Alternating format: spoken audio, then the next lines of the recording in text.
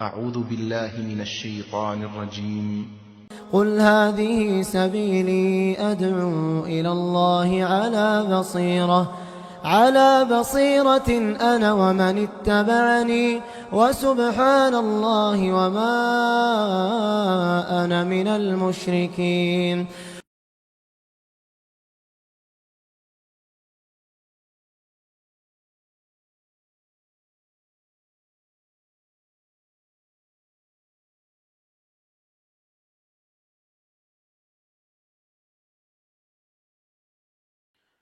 إن الحمد لله نحمده ونستعينه ونستغفره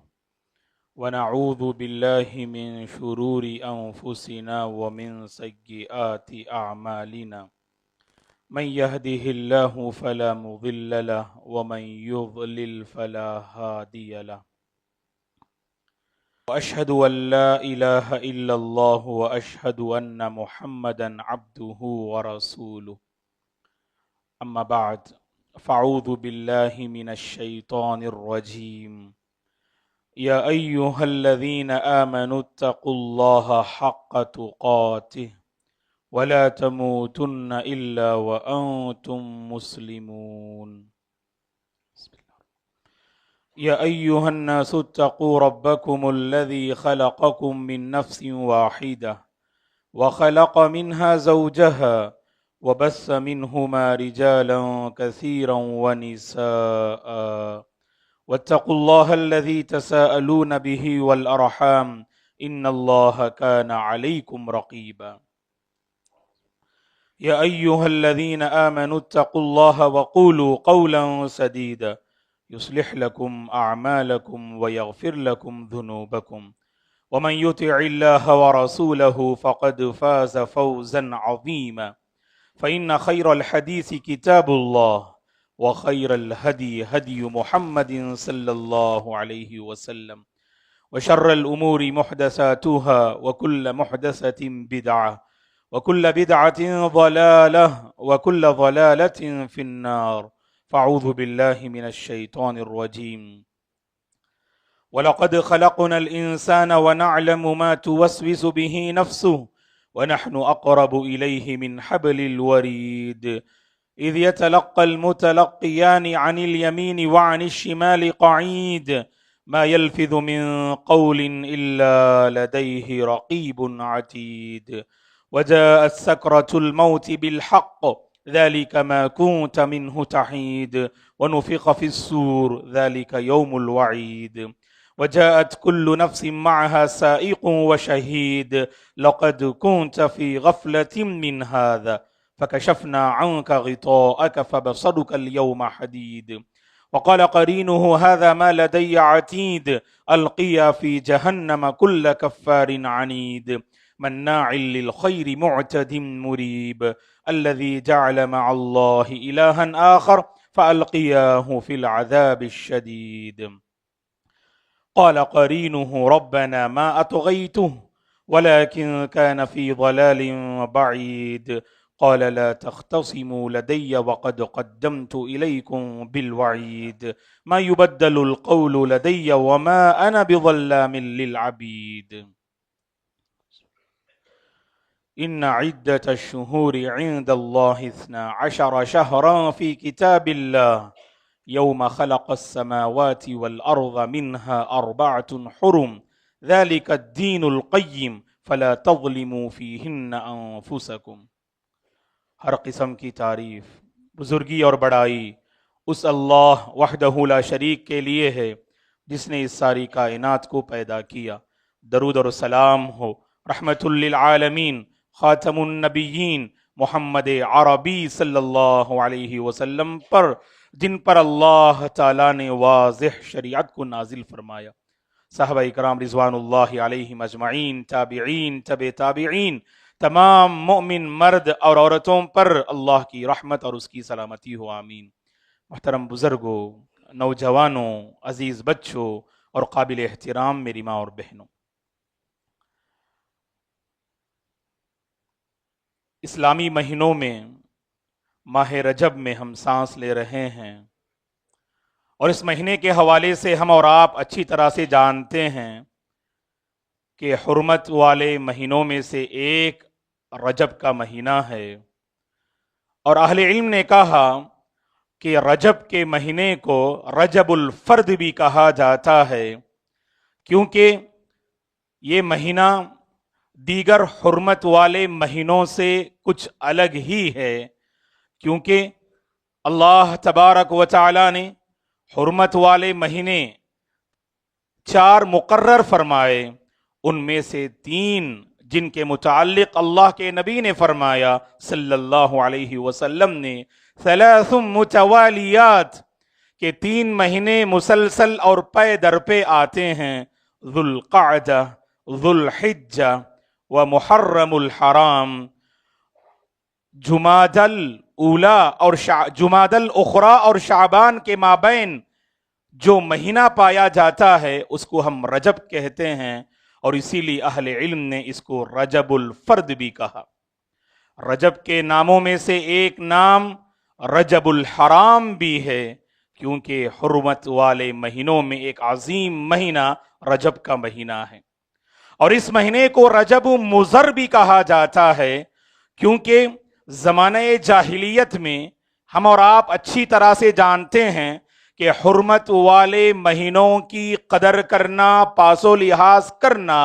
یہ ان کا اپنا عقیدہ تھا۔ اللہ تبارک و تعالی نے اس معاملے کو برقرار رکھا۔ رجب کا مہینہ جو حرمت والا مہینہ ہے، تو اس مہینے کی تعظیم ہونی چاہیے، اس مہینے کا تقدس ہونا چاہیے، گناہوں سے دور اور نیکیوں سے قریب زندگی بسر کرنا یہ ہر مسلمان سے مطلوب ہے۔ تو لہٰذا مضر کا قبیلہ دیگر قبیلوں کے مقابلے، دیگر مشرکین کے مقابلے وہ اس مہینے کی غیر معمولی تعظیم کیا کرتے تھے، اس مہینے کا غیر معمولی احترام کیا کرتے تھے، اسی لیے اس مہینے کو رجب مضر بھی کہا جاتا ہے۔ محترم حضرات و خواتین، بحیثیت مسلمان یہ میری اور آپ کی ذمہ داری ہے کہ اس مہینے میں کچھ ایسے اعمال اللہ کے بندے اور اللہ کی بندیاں انجام دیتے ہیں جن کا اسلام سے کوئی تعلق نہیں، ان اعمال کی جانکاری ہم سے مطلوب ہے تاکہ ہم اپنے دامن کو ان اعمال سے پاک و صاف رکھیں جن اعمال کا شریعت سے کوئی تعلق نہیں۔ صلاۃ الرغائب کے نام سے بعض اللہ کے بندے رجب کے پہلے جمعہ میں جمعہ کی رات ادا کی جانے والی یہ نماز جو مخصوص ہیئت، مخصوص صورتوں کے ساتھ، مخصوص تسبیحات کے ساتھ ادا کی جانے والی یہ نماز، اس کا شریعت سے کوئی تعلق نہیں۔ اس پر کلام کرتے ہوئے شیخ الاسلام ابن تیمیہ رحمۃ اللہ علیہ نے کہا کہ هذه الصلاة صلاة الرغائب لا اصل لها بل هي محدثة۔ جب ہم صلاۃ الرغائب کے نام سے جو عام معاشرے میں یہ نماز رائج ہے، اس کا شریعت سے کوئی تعلق نہیں، بلکہ شریعت میں ایجاد کردہ یہ بدعت ہے۔ اور اسی لیے امام نووی رحمۃ اللہ علیہ نے اس نماز کے حوالے سے کہا کہ صلاۃ الرغائب بدعۃ قبیحہ، کہ صلاۃ الرغائب کا دین سے کوئی تعلق نہیں ہے بلکہ سراسر یہ بدعت ہے۔ اور اسی طرح سے اس مہینے میں ادا کیے جانے والے وہ اعمال جن کا شریعت سے کوئی تعلق نہیں، بعض اللہ کے بندے یہ سمجھتے ہیں کہ رجب کے مہینے میں زکوٰۃ ادا کرنے سے اجر و ثواب میں اضافہ ہوتا ہے۔ امام ابن رجب الحنبلی رحمہ اللہ نے اس پر کلام کرتے ہوئے کہا کہ هذا القول لا اصل له في السنة ولا عرف عن احد من السلف،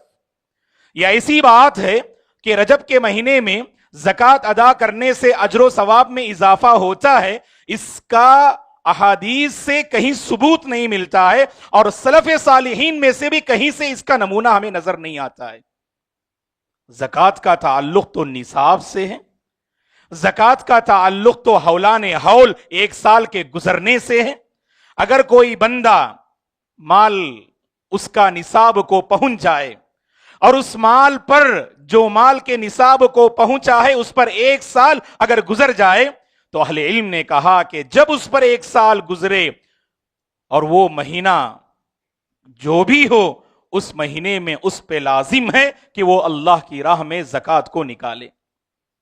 نہ یہ کہ زکوٰۃ کا تعلق اس ماہ سے ہے، جیسے بعض اللہ کے بندوں کی یہ غلط فہمی پائی جاتی ہے کہ رجب کے مہینے میں زکوٰۃ ادا کرنے سے اللہ تعالیٰ اجر و ثواب میں اضافہ فرماتے ہیں. اس کا کہیں ثبوت ہمیں نہیں ملتا ہے.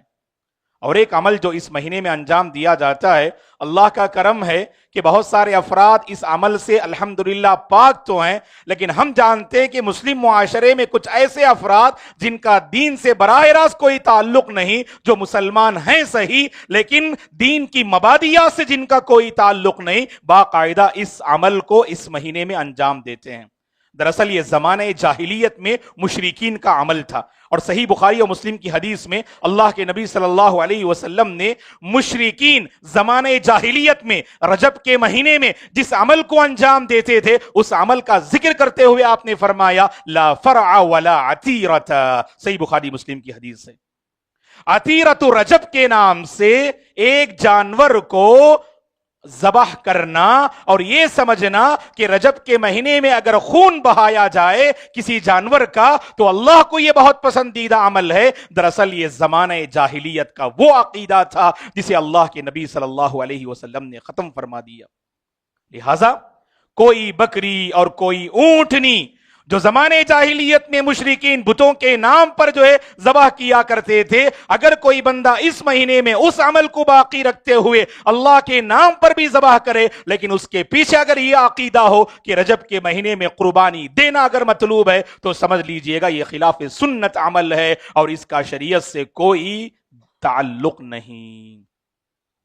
اور اسی طرح سے اس مہینے میں ادا کیے جانے والے اعمال میں ایک اہم عمل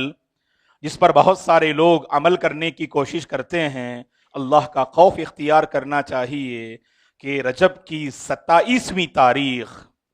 رجب کی 20 پر 7ویں تاریخ لوگوں میں یہ مشہور ہے کہ اسراء اور معراج کا جو عظیم واقعہ اللہ کے نبی کی زندگی میں پیش آیا، اس واقعے کا تعلق رجب کی 27ویں تاریخ سے ہے. اور اس لیے اس دن خصوصی طور پر روزے کا اہتمام کرتے ہیں اور اس رات مخصوص جو ہے نمازوں کا اہتمام کرتے ہیں.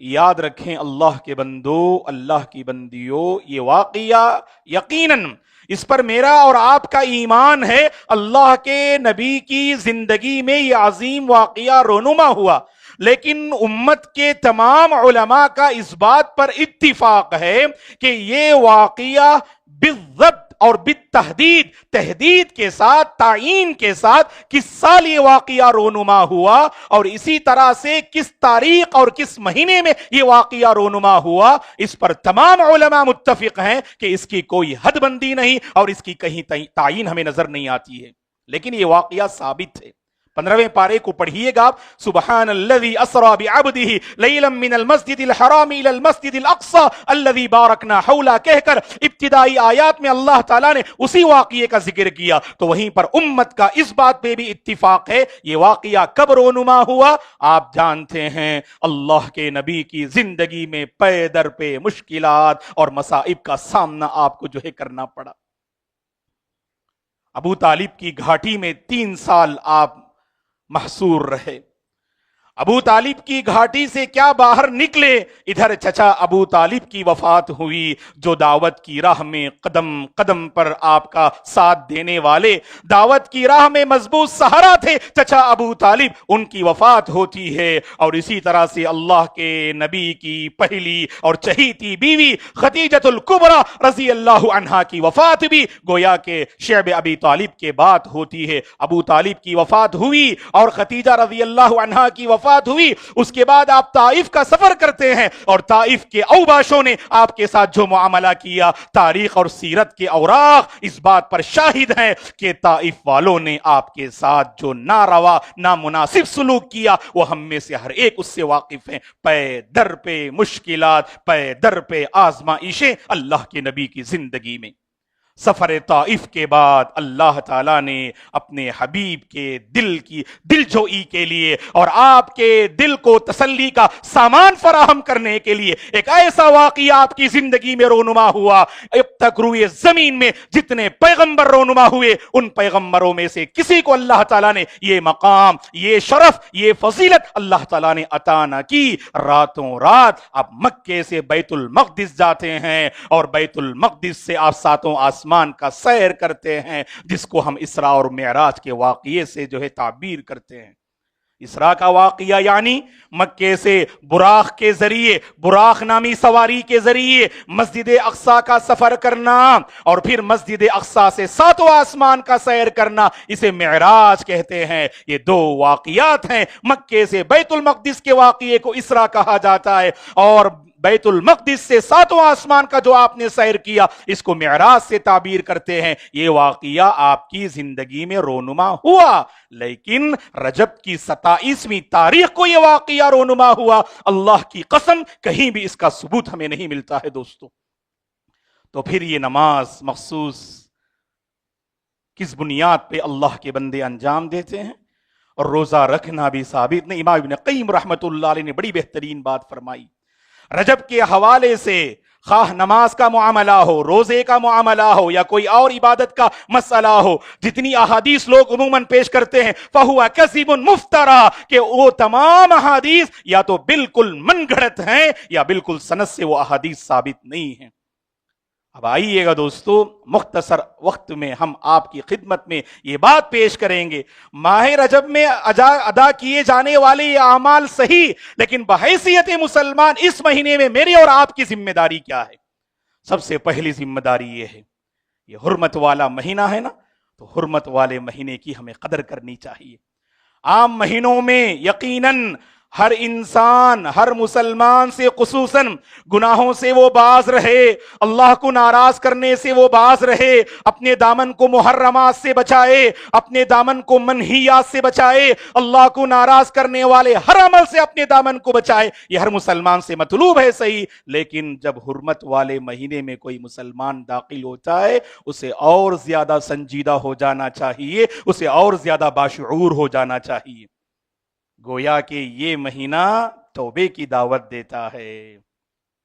یہ مہینہ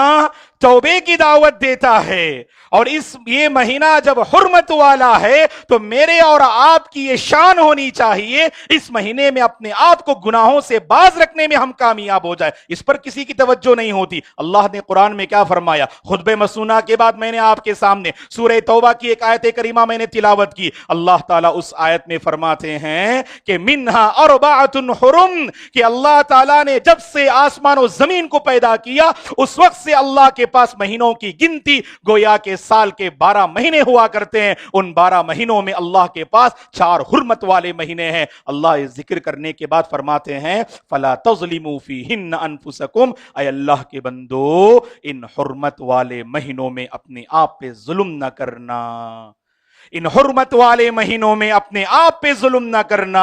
گناہ کر کے، معصیت میں مبتلا ہو کر، نافرمانی کی راہ اختیار کر کے، راہ محرم کو اپنا کر، اے اللہ کے بندو، اے اللہ کی بندیوں، اپنے آپ پہ ظلم نہ کرنا. جو بندہ گناہ کرتا ہے وہ اپنی ذات پہ ظلم کرتا ہے. تو لہٰذا اللہ کی یہ واضح تعلیم ہے، اپنے آپ پر ظلم نہ کیا کرو اللہ کے بندو. تو کوشش یہ کریں، یہ ماحول اپنانے کی کوشش کریں، لوگوں کو یاد دلائیں بھائی حرمت والے مہینے میں گانے سن رہے ہو، حرمت والے مہینے میں اللہ کو ناراض کرنے والی چیزیں دیکھ رہے ہو، حرمت والے مہینے میں تم نمازوں کو ضائع کر رہے ہو، اللہ کا تقوی اختیار کرو نا، اور اس مہینے میں کم از کم اپنے آپ کو سنبھالنے کی فکر کرو. یہ دعوت ہمیں ایک دوسرے کو دینی چاہیے دوستو. دوسری اور عظیم ذمہ داری یہ ہے، غور سے سنیے گا، یہ بڑی عظیم ذمہ داری ہے. رجب کا پیغام یہ ہے، جب ہم دیکھتے ہیں ہمارے ماحول اور معاشرے میں کچھ اللہ کے بندے ہیں جو دین کے نام پر جہاں سے جیسے جو بھی عمل انہیں ملے اور نظر آئے اس کو اختیار کرنے اور عمل کرنے کی کوشش کرتے. واللہ ایک بندہ مومن کی ایسی سوچ ہو ہی نہیں سکتی ہے. ایک مومن بندہ حریص ہوتا ہے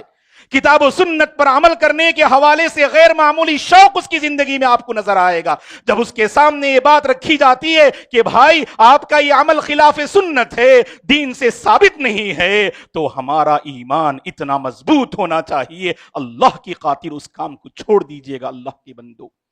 کتنے ایسے غلط رسوم و رواج ہیں.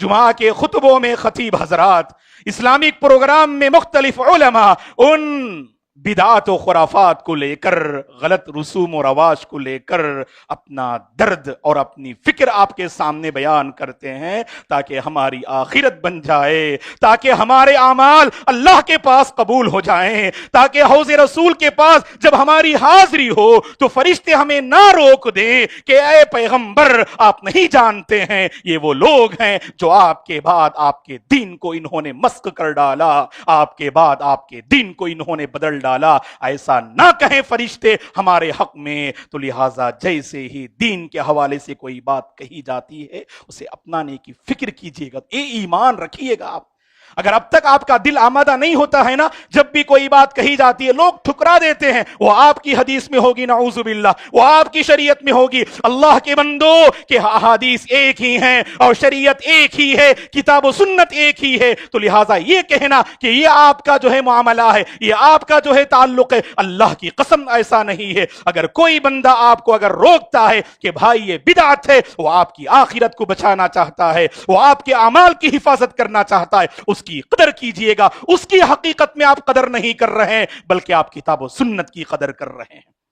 لن تضلوا ما تمسکتم بہما کتاب اللہ و سنتی. یہ حرص کہاں چلی گئی ہمارے پاس, یہ تڑپ کہاں چلی گئی ہمارے پاس جو اسلاف میں نظر آتی ہے. دوستو, کتاب و سنت کے حوالے سے کوئی بات کہی جاتی ہے ان کے قدم وہیں رک جاتے ہیں. اللہ کی قسم اسلاف کی تاریخ پڑھیے گا, جب ان کے سامنے کوئی بات کہی جاتی نا, یہ اللہ کو ناراض کرنے والا عمل کبھی انہوں نے اپنا قدم آگے نہیں بڑھایا. اللہ کے نبی نے ایک صحابی کی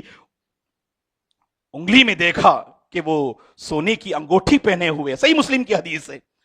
اللہ کے نبی صلی اللہ علیہ وسلم نے جب انگلی پر آپ کی نظر جب انگلی پہ پڑی تو آپ صلی اللہ علیہ وسلم نے اس شخص کی انگلی سے آپ نے سونے کی انگوٹھی کو نکالا اور زمین پہ ڈال دیا. اور اس کے بعد آپ نے نصیحت فرمائی کہ مرد حضرات سونے کی انگوٹھی نہیں پہنیں گے. جو سونے کی انگوٹھی پہنتا ہے اللہ تعالیٰ قیامت کے دن اس مرد کو آگ کی انگوٹھی پہنائیں گے. صحیح مسلم کی حدیث ہے. کہہ کر آپ آگے بڑھ گئے. وہاں بعض احباب موجود تھے, انہوں نے کہا کہ اٹھا لو میرے بھائی انگوٹھی. کیا فرمایا, کیا حرص دیکھی, اللہ اکبر. انہوں نے کہا لا واللہ لا آخذہ ابدا وقد طرحہ رسول اللہ صلی اللہ علیہ وسلم. نہیں, اللہ کی قسم اس انگوٹھی کو میں اٹھا نہیں سکتا جس کو اللہ کے نبی نے جو ہے نکال کے پھینکا ہو. تو دوستو, ایسی کتنی خواہشات, ایسے کتنے غلط رسوم و رواج جو ہماری زندگی کا حصہ بنے ہوئے ہیں. کہا جاتا ہے, بارہا کہا جاتا ہے, بھائی یہ اللہ کو ناراض کرنے والا عمل ہے, یہ خلاف شریعت ہے, خلاف سنت ہے. کہاں دوستو ہمارے اندر وہ ایمانی غیرت آتی ہے, کہاں وہ ایمانی ولولہ ہمارے اندر آتا ہے. اللہ کی خاطر چھوڑیے. یاد رکھنا, وہ حدیث ہمیشہ آپ کے ذہن میں رکھنا. اللہ کے نبی نے فرمایا من ترک شیئا للہ عوضہ اللہ خیرا منہ. اگر کوئی بندہ کوئی چیز اللہ کی خاطر چھوڑ رہا ہے, معلوم ہے کہ یہ آپ کے خاندان کا رسم و رواج ہے, معلوم ہے کہ برسوں سے چلا آ رہا ہے, اللہ کی خاطر چھوڑیے میرے بھائی. اگر آپ نے اللہ کی خاطر کوئی عمل چھوڑا نا, اللہ کے نبی کا یہ وعدہ ہے اللہ آپ کو اس سے بہتر انشاءاللہ بدلہ عطا فرمائیں گے, اس سے بہتر جو ہے معاملہ آپ کو عطا. یہ ایمان رکھیے گا آپ دوستو. اور یاد رکھنا, جب تک ہمارے اعمال دین کے حوالے سے, عبادات کے حوالے سے, شریعت سے اور سنت سے میل نہ کھائیں, ہم آہنگ نہ ہوں, موافقت نہ رکھیں, اللہ کی قسم وہ اعمال اللہ کے پاس قبول نہیں ہوں گے. امام سفیان الثوری رحمہ اللہ نے بہت بہترین بات فرمائی, غور سے سنیے گا. اہل علم کہا کرتے ہیں, سفیان الثوری رحمہ اللہ نے کیا کہا, دین کے حوالے سے دیکھیے گا, ہم کوئی بھی بات, کوئی بھی کام ہوتا ہے تو ہم کیسے انجام دیتے اور ہونا کیا چاہیے دیکھیے گا. سفیان الثوری رحمہ اللہ نے اہل علم کے حوالے سے ایک بہترین بات نقل فرمائی, لا يستقیم قول بلا عمل ولا يستقیم قول وعمل بلا نیہ ولا يستقیم قول وعمل ونیۃ بلا موافقت السنہ. بہترین بات آپ نے فرمائی. کہا اہل علم کہا کرتے ہیں کہ کوئی بھی بات اس وقت تک درست نہیں ہوگی جب تک کہ اس بات کے ساتھ آپ کا عمل بھی جو ہے ساتھ ساتھ چلے، گفتار کے ساتھ ہم کردار کے بھی غازی بنے رہیں، اور کوئی بھی بات کوئی بھی کام اس وقت تک درست نہیں ہو سکتے جب تک کہ وہاں پر آپ کی نیت کار فرما نہ ہو۔ آپ جب بھی کوئی عبادت انجام دیتے ہیں نا، نیت کرنا ضروری ہے اور دل سے اس کا تعلق ہے۔ کوئی بھی کام آپ دین کے حوالے سے، عبادت کے حوالے سے انجام دیتے ہیں، آپ نیت کیا کیجئے گا۔ تو لہٰذا پھر آگے فرماتے ہیں کوئی بھی بات، کوئی بھی کام اور کوئی بھی نیت اس وقت تک درست نہیں ہوں گے جب تک کہ یہ سب کچھ اللہ کے نبی کی سنت سے جو ہے میل نہ کھائیں اور موافقت اختیار نہ کریں۔ یہ حرص لیے یہاں سے اٹھیے گا دوستو، ہم کتاب و سنت پر باقی رہیں گے اور ہماری موت کتاب و سنت پر آئے گی انشاءاللہ۔ اگر ہمارا دل اگر آمادہ نہ ہو، جب بھی کوئی بات کہی جاتی ہے اگر دل آمادہ نہ ہو، اللہ سے مانگو اے اللہ کے بندو کہ اے پروردگار میرا دل ٹیڑھا ہے، میرا دل جب کوئی بات کتاب و سنت کے حوالے سے کہی جاتی ہے، اے اللہ میرا دل آمادہ نہیں ہو رہا ہے، اے اللہ تو میرے دل کو اسے قبول کرنے کی صلاحیت عطا فرما۔ ربنا لا تزغ قلوبنا بعد اذ ہدیتنا وہب لنا من لدنک رحمہ۔ ایک بات یاد رکھو اللہ کے بندو، اگر آپ سنت کو اپناتے ہیں نا اور دل سے کسی بدعت سے توبہ کرتے ہیں، اللہ کے موفق بندے ہیں آپ، اللہ کی توفیق آپ کے ساتھ شامل حال ہے، اللہ کی توفیق آپ کے ساتھ شامل حال ہے۔ تو اٹھنے سے پہلے اللہ کے گھر میں ہم بیٹھے ہیں، یہ تہیہ کر کے اٹھیے کہ ہم اپنی زندگی کو کتاب و سنت پہ گزاریں گے ہم، اور جب بھی دین کے حوالے سے کوئی بات کہی جاتی ہے ہم اسے کان سے سن کر اس کان کے اس پار ہم نہیں کریں گے، بلکہ اسے دل کی دنیا میں آباد کرنے کی کوشش کریں گے۔ تبھی یہ دل بدلے گا دوستو، تبھی یہ دل سنورے گا۔ ہم نے اپنے دلوں کو کتاب و سنت سے اس قدر دور رکھا نا، ہمارے دلوں کی صحیح معنی میں تربیت نہیں ہو پا رہی ہے، صحیح معنی میں تربیت نہیں ہو پا رہی ہے۔ اسلاف آخر کار عبادات میں بڑھ چڑھ کر حصہ لینا ان کے لیے کیسے ممکن ہوا؟ کیونکہ اسلاف کتاب و سنت پر مر مٹنے والے تھے، اور جو کتاب و سنت کا شیدائی ہوتا ہے اللہ تعالیٰ اسے ہر خیر جو ہے آسان فرماتے ہیں اور ہر شر سے اس کی حفاظت فرماتے ہیں، ہر شر سے اللہ اس کی حفاظت فرماتے ہیں۔ بس دعا کیجئے گا یہ جو عظیم مہینہ ہے، اس مہینے کی ہمیں قدر کرنے کی اللہ توفیق عطا فرمائے۔ یہ حرمت والا مہینہ ہے، اپنے دامن کو محرمات سے، منکرات سے، منہیات سے، بدعات و خرافات سے بچاتے ہوئے اپنے آپ کو کتاب و سنت پر آمادہ کرنے کے اللہ ہم سب کو توفیق عطا فرمائے۔ اس ماہ میں جو غلط جو ہے اعمال انجام دیے جاتے ہیں، غلط رسوم اور رواج جن کا شریعت سے کوئی تعلق نہیں، اللہ تعالیٰ بندوں کو ہدایت دے، وہ کتاب و سنت پہ لوٹ آئیں، کتاب و سنت کے مطابق اپنے اعمال کو انجام دے۔ اللہ تعالیٰ اسی مبارک زندگی ہم سب کو نصیب فرمائے۔ اللہ تعالیٰ ہم سب کو خیر والی زندگی عطا فرمائے، ہر شر سے محفوظ زندگی نصیب فرمائے۔ ہم میں سے جو بے چین ہیں اللہ انہیں چین عطا فرمائے، ہم میں سے جو پریشان حال ہیں اللہ تعالیٰ انہیں سکون دے، عافیت دے، اور ہم میں سے جو طبیعت اور صحت کو لے کر پریشان ہیں اللہ ان کے حق میں صحت کے فیصلے فرمائے، اللہ ان کے حق میں عافیت کے فیصلے فرمائے۔ دنیا میں جہاں کہیں امت کراہ رہی ہے، خصوصاً امت مسلمہ پریشان ہے، اللہ ان کے حق میں امن و سکون کے فیصلے فرمائے، اللہ تعالیٰ ان کی زندگی میں خیر و برکات نازل فرمائے۔ ہم میں سے جو کاروبار اور تجارت کے مسائل کو لے کر پریشان ہیں اللہ ہمارے کاروبار اور تجارت میں غیر معمولی برکتوں کا نزول فرمائے، اور ہم میں سے جو معاشرتی اور گھریلو مسائل کو لے کر پریشان ہیں اللہ تعالیٰ ہمارے ان مسائل کا خاتمہ فرمائے، اللہ تعالیٰ ان مسائل کا خاتمہ فرمائے، گھریلو مشکلات کو اللہ دور فرمائے۔ اور ہم میں سے وہ ماں باپ جو اپنے بچوں کو لے کر پریشان ہیں کہ بچے بگڑ رہے ہیں، نافرمان ہوتے جا رہے ہیں، اللہ ہمارے بچوں کو نیک بنائے، دیندار بنائے، والدین کا فرما بردار بنائے، نوجوان نسل کی اللہ تعالیٰ حفاظت فرمائے، جوانی کی قدر کرنے کی اللہ ہم سب کو توفیق عطا فرمائے، اور ہماری سوسائٹی کے بزرگ حضرات جو ہمارے لیے بڑے عظیم تحفے ہیں اللہ ان بزرگوں کا سایہ ہمیشہ رکھے، اللہ ان کی حفاظت فرمائے، اللہ ان بزرگوں کو اپنے حفظ و امان میں رکھے، اور اسی طرح سے ہماری خواتین کی عزت و آبرو کی بھی اللہ حفاظت فرمائے، اللہ تعالیٰ انہیں صحت و عافیت سے رکھے، اور اللہ تعالیٰ ہم سب کو دین پر، کتاب و سنت پہ باقی رکھے، اور کتاب و سنت ہی پر اللہ ہم سب کو خاتمہ نصیب فرمائے۔ آمین۔ اقول قولی ھذا واستغفر اللہ لی ولکم ولسائر المسلمین من کل ذنب فاستغفروہ انہ الغفور الرحیم۔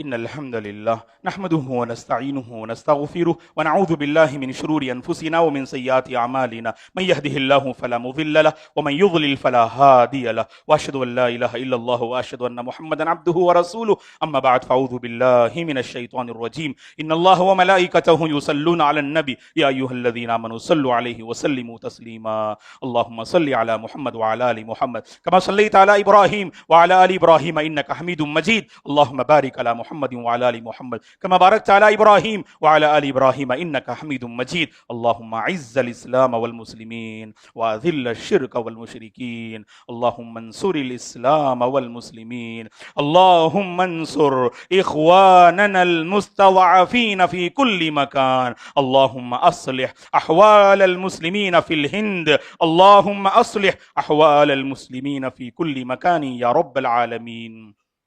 اللهم بارك لنا فيما رزقتنا وبارك لنا في أموالنا اللهم بارك لنا في أعمالنا اللهم بارك لنا في أعمالنا اللهم وفقنا لما تحب وترضى اللهم وفقنا لما تحب وترضى اللهم وفقنا لما تحب وترضى اللهم أرنا الحق حقا وارزقنا اتباعه وأرنا الباطل باطلا وارزقنا اجتنابه اللهم إنا نسألك الهدى والتقى والعفاف والغنى اللهم إنا نسألك علما نافعا ورزقا طيبا وشفاء من كل داء وعملا متقبلا يا مقلب القلوب ثبت قلوبنا على دينك ويا مصرف القلوب صرف قلوبنا على طاعتك عباد الله رحمني ورحمكم الله فأعوذ بالله من الشيطان الرجيم إن الله يأمر بالعدل والإحسان وإيتاء ذي القربى وينهى عن الفحشاء والمنكر والبغي يعظكم لعلكم تذكرون اذكروا الله العظيم يذكركم ولذكر الله تعالى أكبر والله يعلم ما تصنعون